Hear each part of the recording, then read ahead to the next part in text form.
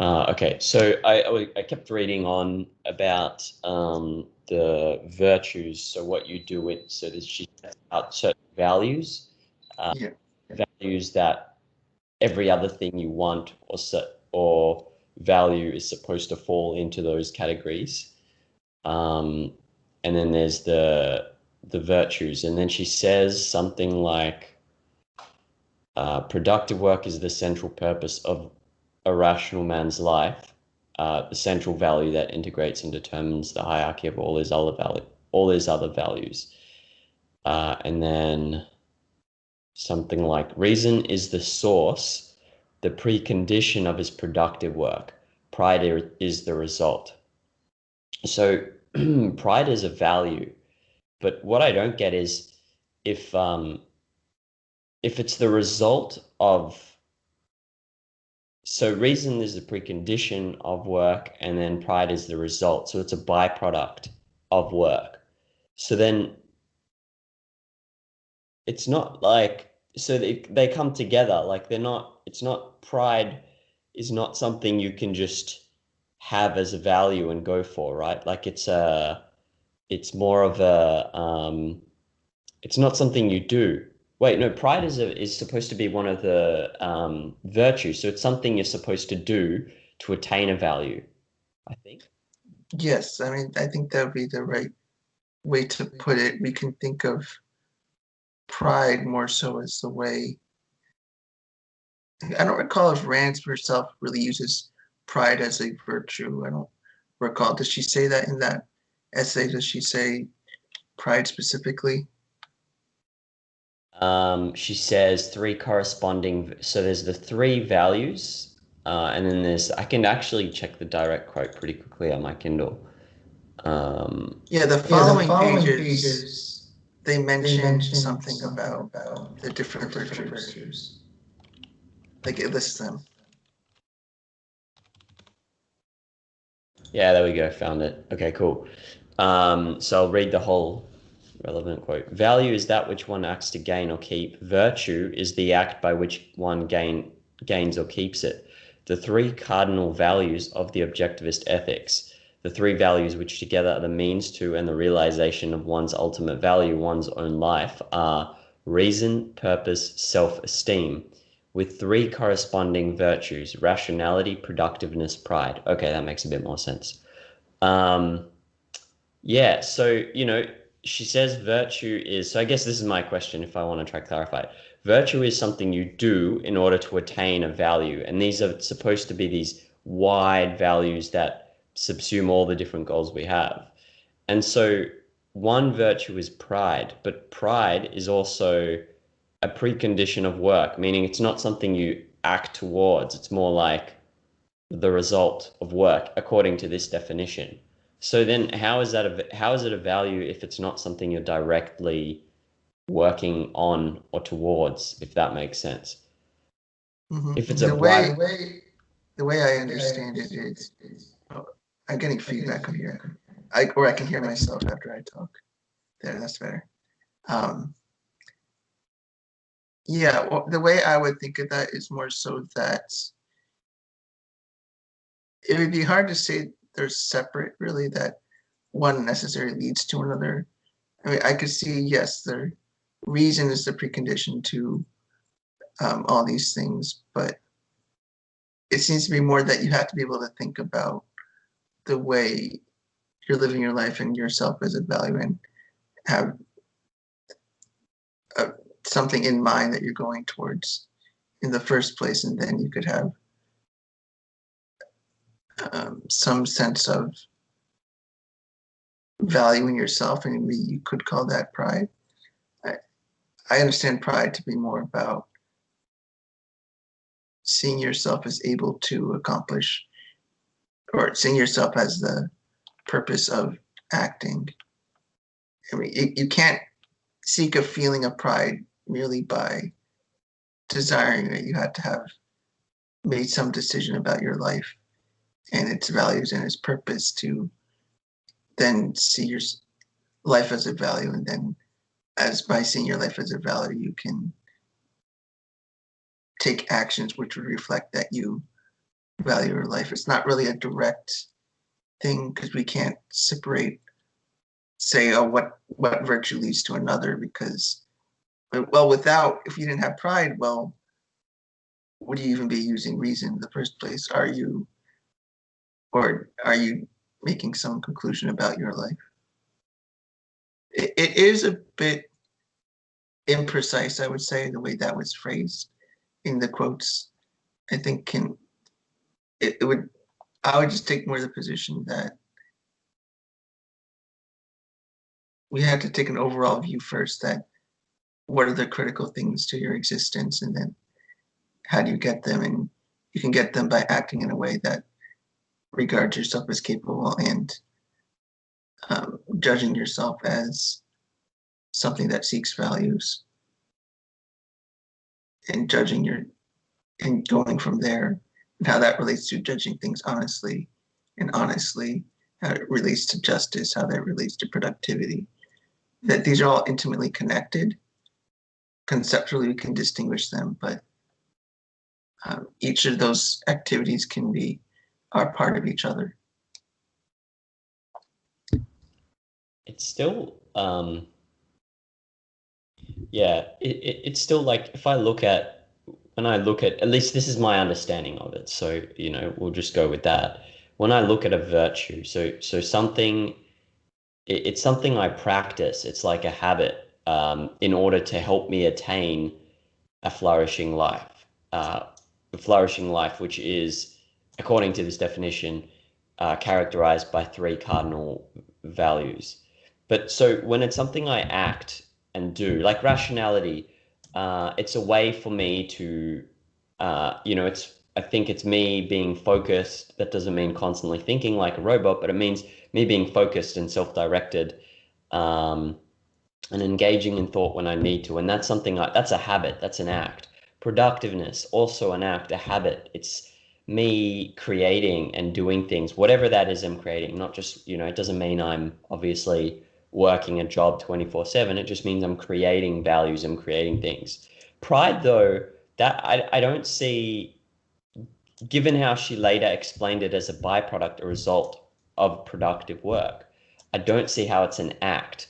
And it's supposed to feed into self-esteem, which is one of the values. So that's my confusion. I think now that we're talking, I'm clarifying it, is that those other virtues seem like acts, things I can practice and habituate, which pride, I don't know how that's the same if it's a byproduct. Is that a more sort of clearer? Yeah, I see where your confusion is. I'm looking at Ayn Rand's Normative Ethics by Tara Smith right now for some extra reference here, because I think this gives a little more detail than what Rand even was trying to say or was saying here. So looking through this really quick.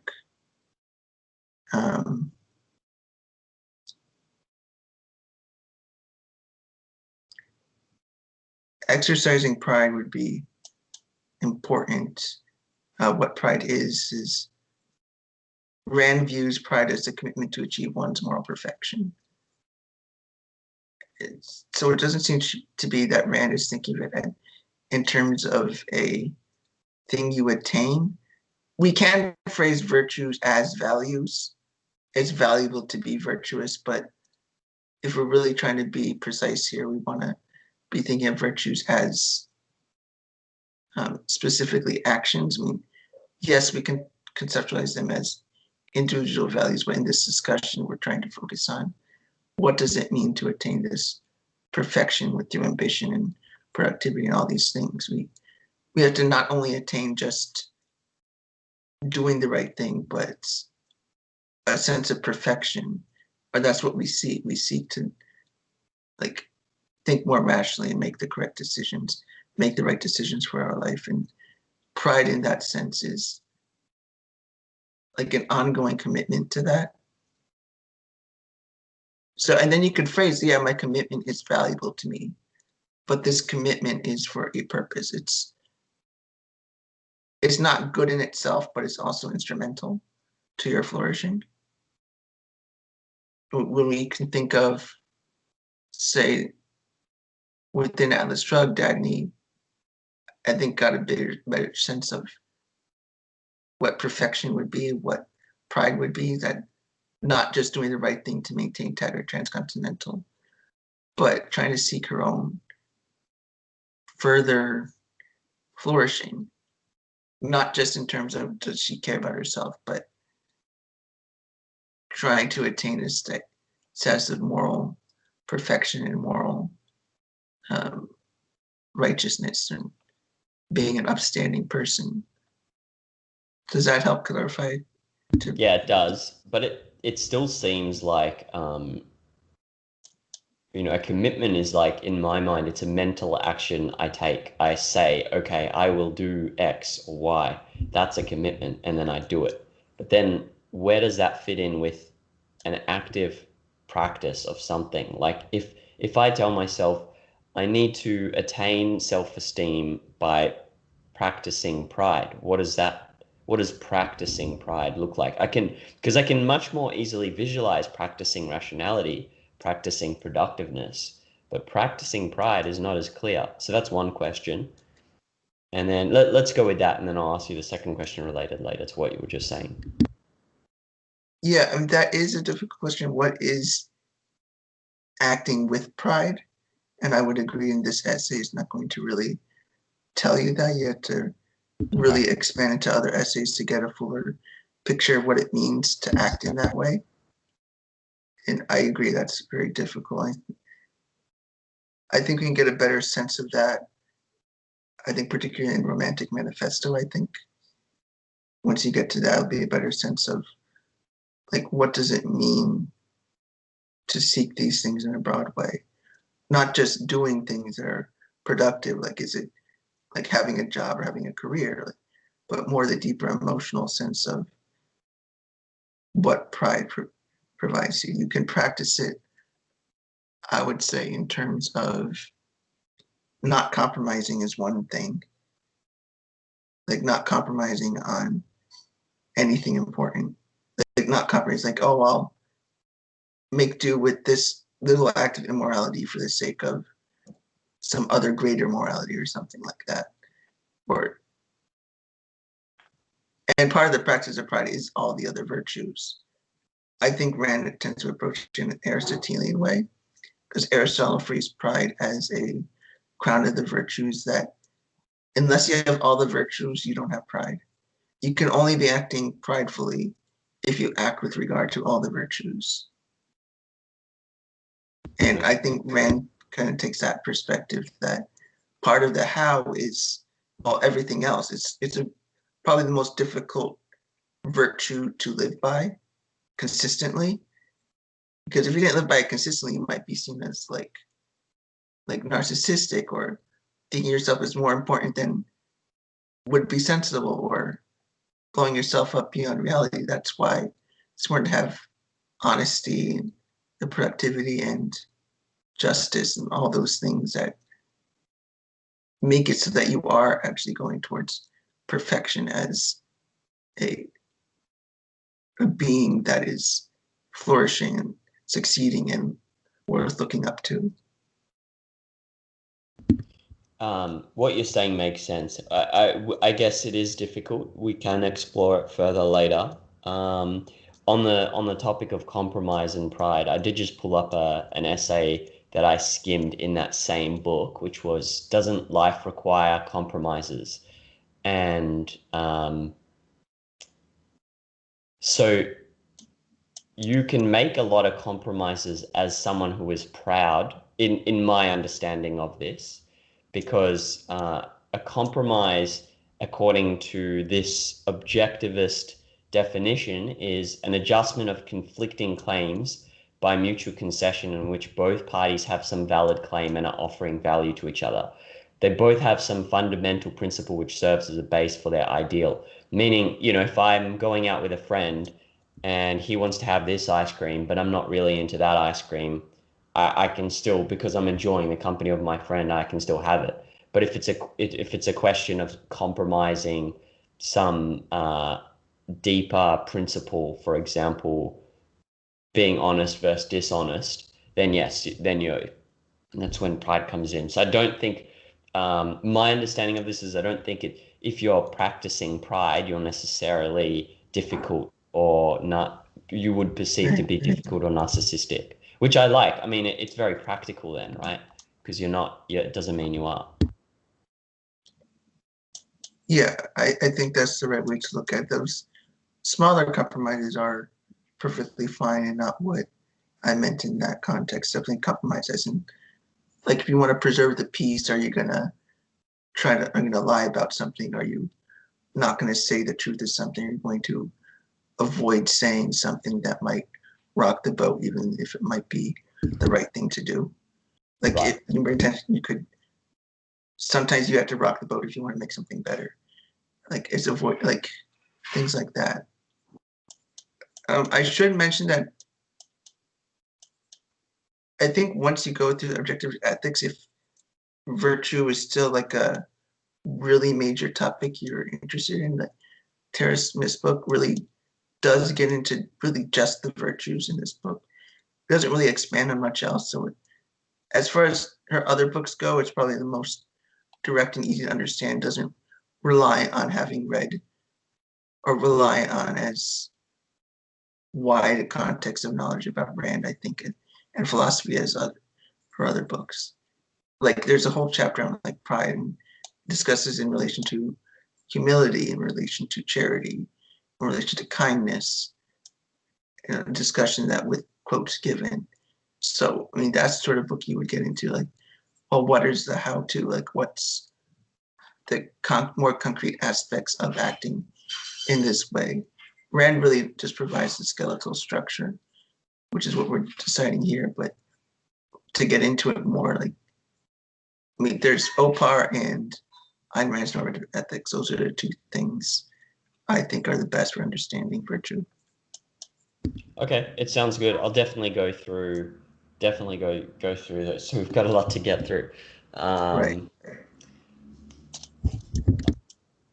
I wanted to ask you, okay, so you gave a little bit of a snippet from normative ethics, Tara Smith's normative ethics, and I think what you said was something like pride is a commitment. I don't know if that was the entire definition, but then how does that square off with this quote here, which I actually pasted you just now, productive work being the central purpose of man's life. And then at the end, you can see pride is the result. So here it doesn't seem to be any sort of discussion about commitment. Yeah. It's the second quote I pasted you. Yeah, I would interpret this in terms of pride is a consequence of, well, pride as a virtue would be partly the result and requires the use of productive work that we have to be, that would imply a commitment to our moral flourishing, our flourishing, because to attain that, we have to be committed to that journey and that path of following moral action, that upon acting in a prideful way, we can, or upon acting in ways that are virtuous, we can attain a greater virtue of, or like they form the sense of virtue that we understand to be as pride. Like by following all this, it results in that action. I think there is some ambiguity in that Rand quote in particular. But yeah, as you're saying there, that Rand wrote that it's recognition that man must produce the physical values he needs to sustain his life. So he must acquire the values of character that make his life worth sustaining. In a way that is the sort of commitment I am talking about. Like the moral ambitiousness in that quote you just mentioned. Yeah, I just found that now. So that's I maybe missed that. It's a bit later, and I'm like, oh, okay, so there is a bit more detail. I sort of what I was doing as I was reading through it, I was copy pasting like I don't get this, and I didn't necessarily always jump to the next. So I always think of it as we're saying that pride doesn't really exist independently exactly, but once we combine all this virtuous action then we have pride. It's hard to think of pride without all the others. Like we can think about telling the truth without relation to justice necessarily, but we can't think of pride without relation to justice, reason, productivity. Pride is important to all of those. It's more like a unification of all these virtues is pride. That once you're practicing living by them, you are thereby acting pridefully. Okay, that also sounds like a byproduct, which we can get into more, I think, detail later, because I can see I'll need to read on this more, to be honest. I'm not, given that I just pasted this and I missed it, I should probably read more on it before I come at you with more questions on pride. But I can see it's difficult. Just some context on that question. It's a lot like something one of the dialogues with Socrates there. He's arguing about, is virtue something like a gold bar where everything comes together as one, or is it like parts of a face where you just point to different aspects of virtue?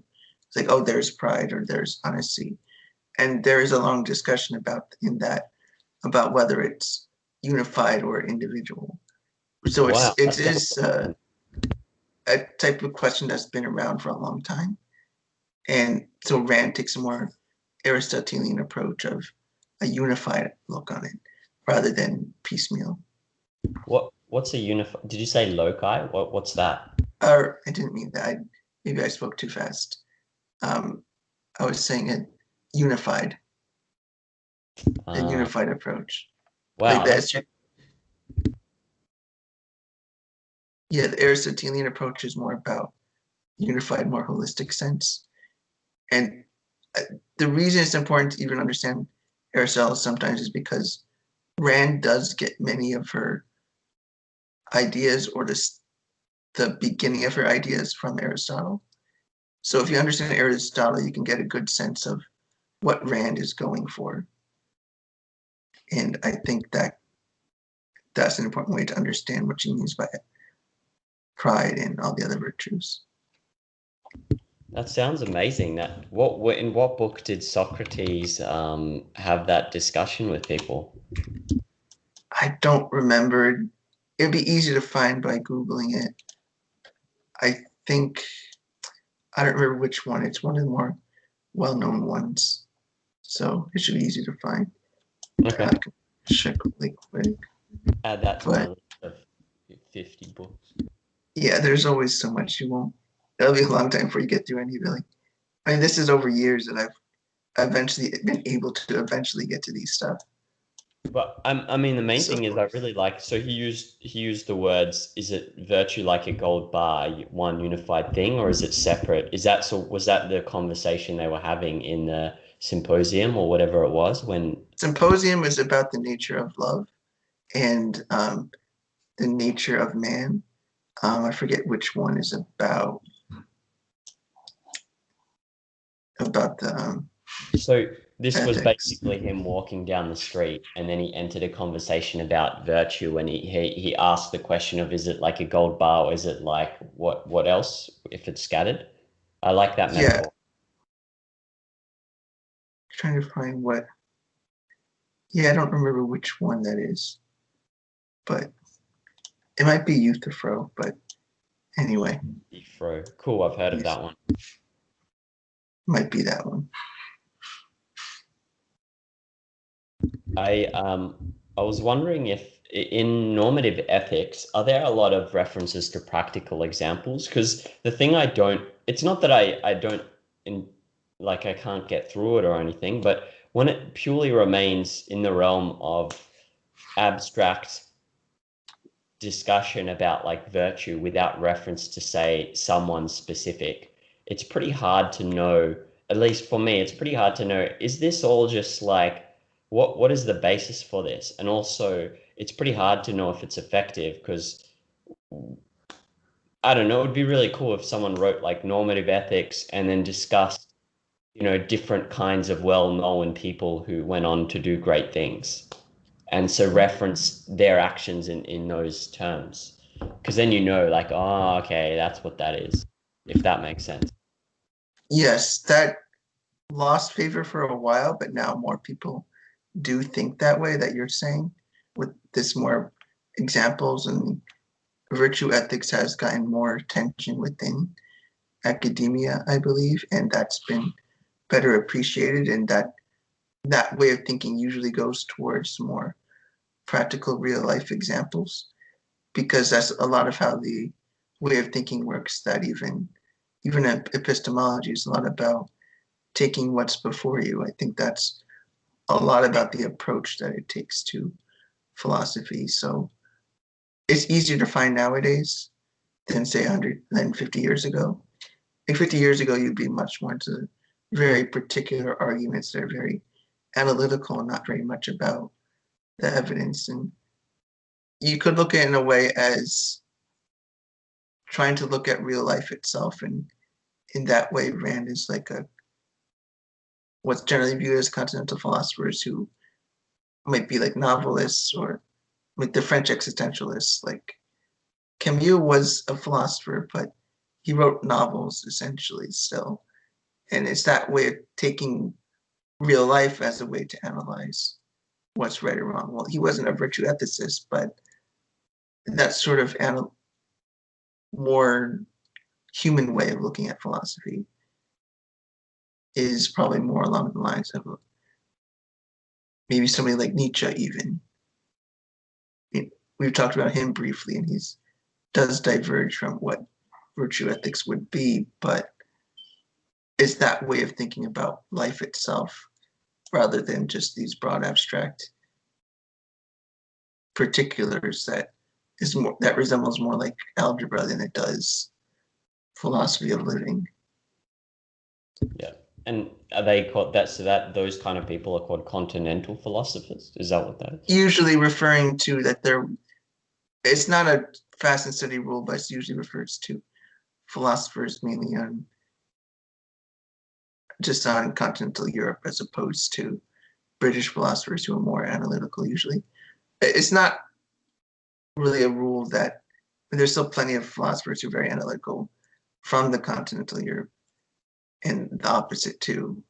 Because like Nietzsche or Camus, they're more about a broad way of thinking rather than being really analytical, like you might think of Bertrand Russell, who wrote really in a mathematical way and not in any common sense or easily approachable way. Yeah. So an advantage to reading Rand is that we can think of her philosophical views as more applied to your life and living life as a human, rather than these narrow contextless examples of philosophy. Yeah, makes sense. And in Tara Smith's normative ethics, does she explain a lot of these with reference to specific people or examples, or is it also just stays within this discussion of ethics in abstract sort of ways? She does well, as far as examples, she's good with examples for sure. Like she mentioned in popular culture something about virtue, like she was describing different ways people thought about pride. So even in contemporary examples. Yeah, and she does mention other writers, like she said, like in the chapter on pride, she's mentioning that C.S. Lewis said pride is a great sin. And he's also talking about people who praise pride. It's like, well, here's a very brief look at different views in like a couple of paragraphs, and then she gets into the details of what distinguishes Rand in her way of thinking. Sounds cool. But it does follow that objectivist sort of approach and maybe a more grounded way of doing philosophy. Objectivists don't have a monopoly on that, but I mean, it's a sort of grounded philosophical thinking that's very beneficial, and especially to understanding Rand. But the key to understanding Rand is often not about picking apart the details, which it can be helpful to pick out details because you're diving in deep, but it's not in the way that it's not like a lawyerly sort of dissection of her work. I would say, like, you can, somebody like Kant is meant to be dissected sentence by sentence, word by word. He intended to be read that way, and that's how you read him. Rand is, yes, you can pick apart her quotes, and it's true because that's what she says, what she means, and she really emphasizes the point that she writes what she means, that she wants clarity, that you can hold her to her word in her writing, and we could criticize her for that. But it's not about dissecting every single little word as much as the wide context. And I think you do have the right idea. You just want to avoid falling into that trap of, do we want to analyze every little word that she says? Like, there's a wider context, I think. But there can be value in that depending on your topic, but it's not important not to lose sight of the wider picture of why you're studying it. Yep. I think that's a valid point. But in the process of asking those detailed questions and then getting that feedback, I'm also then improving the way I approach reading philosophy. So in making those mistakes and asking details when maybe it's not as relevant, I think a few times I've asked some questions that are super detailed about something, and it's like, well, we can just charitably interpret that. Even that act itself is helpful, if you know what I'm saying, because I'm like, oh, okay, I guess in this case I should be thinking more broadly, and in this case the detail does matter. So in asking those details and making mistakes and asking them when I shouldn't, we don't necessarily always jump into that and continue the conversation, but when I get that feedback, it's helpful. Yeah, I think you had the right approach to it all. I think you're approaching it very well. Yeah, I think you're asking the right sort of questions. That's why I like following up on them, because I think it follows the sort of discussion we want to have in understanding. I mean, there is a great deal to understand. I think you're having the right questions, picking the right ones to ask, and we're not getting bogged down. I think the more we learn, or the more we discuss together, I think the closer you get to those deeper understanding, that deeper understanding. I think we're going in the right direction. I wanted to ask you, going back to Socrates, would you characterize ancient Greek philosophers like Socrates, reading Socrates or Plato or Aristotle as continental, in the sense that they're also grounded and relevant to daily life?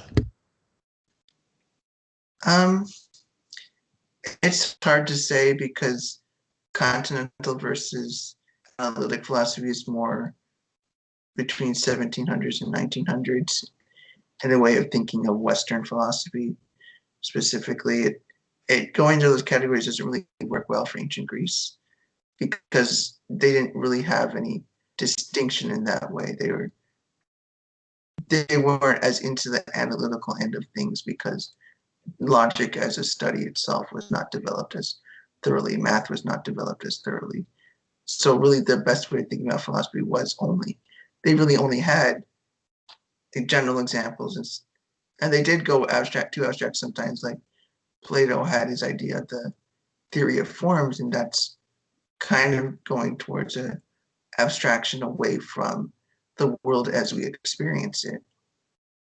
And that's kind of what makes something Platonic. It's abstract and away from a grounded world, but it's not continental in this. Continental usually would be this literary way of doing philosophy, more so than it is being grounded or analytical, is just being very literary, as far as I understand, which would be like Nietzsche, the French existentialists, a bunch of other philosophers. So it's really more a categorization of Europe between 1600 and 1900. Got it. So it's a fairly loose category, and it's specific to a time. It's to a specific time period, and it's not, but the underlying thing is some philosophers are more grounded in daily life, others are not. And so ancient Greeks may be more, they're going to be, because they didn't have the as abstract, like logic wasn't as developed. So they if I do read it, it is more grounded in daily life type. Yeah, you'll see more examples of like going through real life examples, like, or situations that you could visualize relatively easily, as opposed to somebody like Kant. He's not written in a way that you can picture easily. It's really just these like symbolic logic. You can think of it as almost, they have to be really read it slowly and carefully. But with the Greeks, it's more conversational, I guess I would say, the way they did philosophy. Their arguments really had to do with the way you live your life. It would seem like are you living it right or wrong? And it's more directly concerned with things ahead of in front of them. I mean, there could be many cultural reasons for that, but the value of the ancient Greeks, I think, is that they take a really practical approach to philosophy. Like, doing philosophy was really how you do anything. It was like being a philosopher was being a scientist. Being a philosopher was thinking carefully. Being a philosopher was being a writer. It's just everything. So it's just like really the practice of thinking well, and that's why you had many different schools within that, like about particularly with regard to how you live your life. Like the Pythagoreans, they were really almost like a cult in thinking that, oh, look at these mathematical relations we found, and let's just worship these numbers and seek out these mathematical relations and worship them. And that could be like an evidence of when you develop more mathematical tools and abstractions, it's easier to get away from looking at life. Or then we have the Epicureans, who were more concerned about living a simple life, that relatively hedonistic, but a simple, easy life, not too stressed. And they had views for that. And others who just really didn't give a damn about anything, like Diogenes. He was known to live in a barrel and run around naked sometimes. He didn't care. But I think the commonality among the Greeks is that we're taking a look at life and how do you live it. Sounds amazing. Sounds like some kind of philosophical lab they had going on with all kinds of characters doing crazy things. Yes. Yeah. But and then you could say the Romans were very similar as well, but it got more complex, like the Stoics and all that. But it's a different way of doing philosophy than you might see in academia today. But philosophy is a very strange field. But I think Rand is definitely one of those thinkers, I think, that have been more this older way of thinking before even the Middle Ages, is trying to go back to this more ancient Greek way of thinking. And even in popular culture, has gained more interest in popularity, just thinking in terms of like happiness. What does it mean to have a happy life? Even in psychology, that's gotten a lot more attention, and how to lead a healthy life has a lot to do with even thinking about what the ancient Greeks said. Sometimes I'm thinking back to a course I took at my university where we were discussing philosophy in relation to the scientific developments, especially like happiness in relation to like the psychology of happiness, or that was really the main sort of philosophy and free will, like what sort of scientific problems have come up in recent years that philosophy can help deal with. And a lot of that concerns me going back to what the ancient Greeks said, because they give very innovative answers that we might overlook nowadays. And I think Rand is one of those more controversial people that get you really to think outside of our usual ways of thinking about things. Especially when she was alive, that was especially outside the norm, the way she did things. Yeah. Have you found that in studying Greek philosophers, ancient Greek philosophers, you've seen a lot of questions and discussions, repeat questions and discussions that occurred thousands of years ago, meaning, when people are discussing some philosophical problem today in practical terms, whether it's about pride or living a good life, you see that just being echoes of these discussions where these geniuses had amazing insight thousands of years ago. So it's been useful in that sense. You're like, oh, okay, this is, just now we're talking about, is virtue like one gold bar, or is it many different aspects? And like, oh, okay, well, Socrates discussed that. Have you seen similar sort of patterns in day-to-day life after having studied, Greek philosophy? At least within ethics, as far as I've studied, that usually fits into place. When you get into epistemology, sometimes not. But even then, you see similarities sometimes, even about like what does it mean to like have free will. There is discussion about that even among the ancient Greeks. I mean, we might phrase it differently and have different ways of framing questions that give us a deeper insight into these philosophical questions. But the core of the question is often, very often, has existed for a long time, even with all areas of philosophy. Like, because these questions pop up so easily, it's like they were the first to articulate these perennial questions.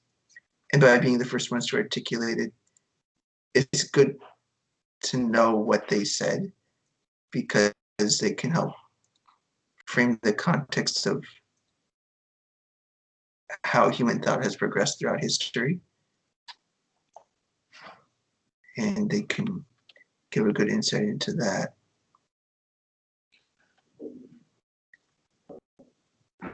And have you studied Kant at all? I have not. So I'm very little. I've maybe read a couple of passages, but I haven't actually studied him. What about What about who? Foucault?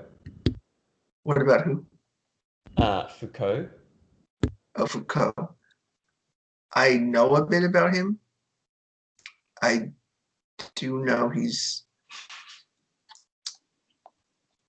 well, generally opposed to the objectivist way of thinking. Like, he's not really compatible to that way of thinking, but he's interesting as far as questioning the way society is. That's about all I know about him. I'm asking just because I'm curious, like, if you can, at least based on the philosophers that you have studied, if you've picked up in just general data conversation or people you've met, ways of thinking, because this sort of relates to one of the essays I wanted to discuss with you later, which was Philosophy, Why You Need It, something like that. So in studying some of these philosophers, if you've picked up ways of thinking and questions that someone else is asking or saying, and you're like, that's not yours, you got that from that philosopher. Has that happened to you where you've noticed patterns in other people, their approach to life or the ways they do things, and you can trace it back to a specific thinker?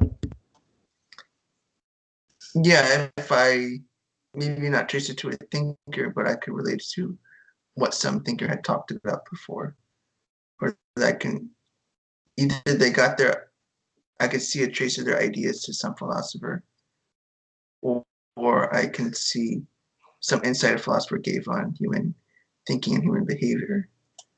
That sort of thing I've noticed more so.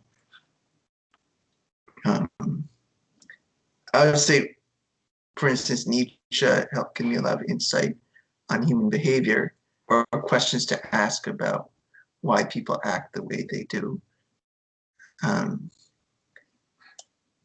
Where ideas come from, though, that really is just within intellectual discussions. I see that. Nothing really like deep intellectual discussions and arguments. But other than that, I see it's kind of disparate. It's all over the place. Where, because of course everybody gets their ideas from many places, but I see trends in history. I was recently reading a magazine, a friend's magazine, and there was one article in it by a guy making a case against trying to create trying to categorize people. So it's a psychologist magazine, and he's making a case against. I didn't read the whole thing, but this is just broadly, he's making some kind of case against categorizing people, and then Foucault was mentioned. So I found that kind of interesting. I was wondering, Mm-hmm. like, wow, there's definitely something. I don't know if he's necessarily like he's thought through what he's writing, but it's an idea he maybe got from a philosopher. So I was, in day to day, maybe people make similar arguments or discussions, but they're not going to mention the philosopher they got it from in the same conversation. It's just like you have to back that out of it's like an implication of what they're saying, that they read that philosopher or something he's written somewhere, or something someone else got from him, or whatever. Mm-hmm. With Nietzsche, I know this is off topic, but it's super fascinating. What can you give me one thing, one idea you got from him where you feel like it really gave you a lot of insight into human behavior? I'm just curious, like one thing that you think that's changed the way you view human behavior or people ask questions. That comes to mind first. His discussion on slave versus master morality. Um, this is more like a historical look at anything. It's not even anything that would be opposed to for or against objectivism. It's just a way of looking at human behavior and explaining human psychology. It's more that he's not making a claim that master morality is better, slave morality is better, just describing the way people have behaved historically. He's using the idea that a morality can be developed to make yourself feel more powerful, to make yourself be in a better condition of living than you would otherwise. That a slave morality would develop in the sense, say, the ancient Egyptians, and they enslaved the Jews, and in order to make the Jews to make themselves rise up to a better place or see themselves as better, they would have to create an alternative or even opposite code of values, such that sacrifice might be a moral good, or that being victimized can make you worthy of moral praise, or makes you in a more important moral standing than somebody. For instance, that's one way that you could develop a morality based off of just your reaction to what you're going through, or the slave morality, or the master morality being those who dictate to others what should be the right way of thinking and determining what that should be, and in effect enslaving people to act that very specific way. And these things are sometimes an act of what Nietzsche would say is will to power, which is just can be distinguished from a desire to live a flourishing life, as Rand might think of it. To him, a will to power is just that will you have to have power over your life, not necessarily people or things, just power over life. And that might not necessarily have to do with rationality under his way of thinking, that you have this will and you impose it on others in some, or that you impose their will on the world around you. For the master morality people, they impose it on other people, on society, to impose a certain control and maintain their power. And but that overall frame of thinking is that he's framing questions in terms of morality can be a result of the way people think, that there is this, sometimes the narrative people tell about it can influence the way they think about morality. And that could, when you think about that, it's easier to maybe analyze your own biases you might have about your moral code. If we take Rand, what we've learned from Rand, that our moral code is something we deliberately choose, and that we can have a deliberately chosen moral code, that we should be aware of even the ways people do decide on their moral values, what's morally appropriate in their eyes. So if you think you're going to try to, you like Rand's ideas of pride, is you wouldn't want to take that just because you're self-centered in the way you think, that you put yourself first above all things. I mean, is it a way to give yourself some moral grandstanding over another person? Or is it actually because you want flourishing in your life?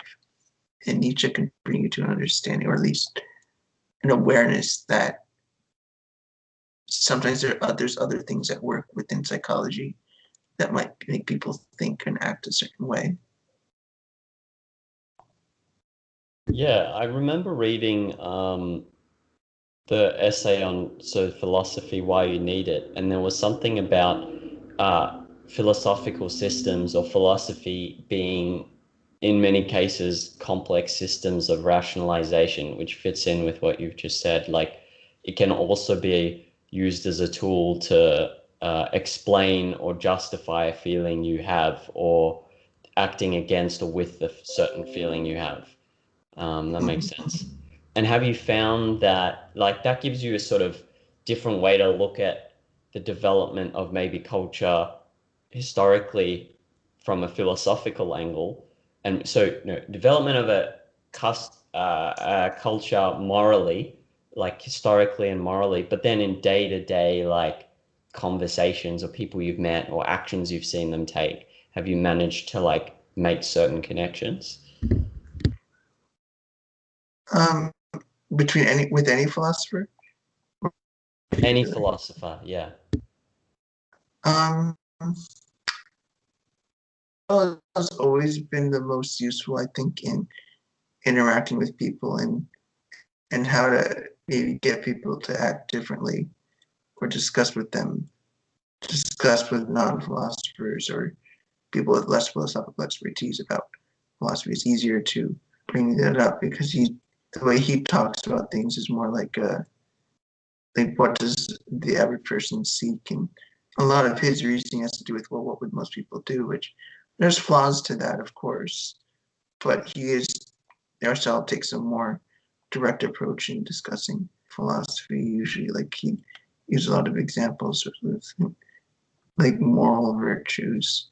He talks about being, say, good at playing a cello and the sort of work you need to do that. Like, he distinguishes between like means and ends through that discussion, and what it means to be morally good or have good habit and whatnot. That we can think of being virtuous as being similar to becoming good at playing cello or something like that. And by taking that perspective, it's easier to see like the way philosophy impacts people directly. And I should add, what Rand really taught me to focus on is, are people really focusing on their own well-being? When are people actually looking towards what's good for them? When are they looking towards, are they going towards a disappointing life, or are they losing out on something within their life? And I think Rand put me on that way of thinking more so than any other philosopher, and helped me notice when people are probably giving into what guilt or giving into altruism without any reason to. Like, even with their own thinking, sometimes I recognize people aren't even acting in a way that's good for their life. Maybe something like Hank Rearden in Atlas Shrugged. It's easier to see that in people. I can see it easier in people that I've lived with in my life, or with my parents. I can see different aspects of different people, but a greater focus on what it does it mean to live for your own life. Very cool. I'll stop the recording.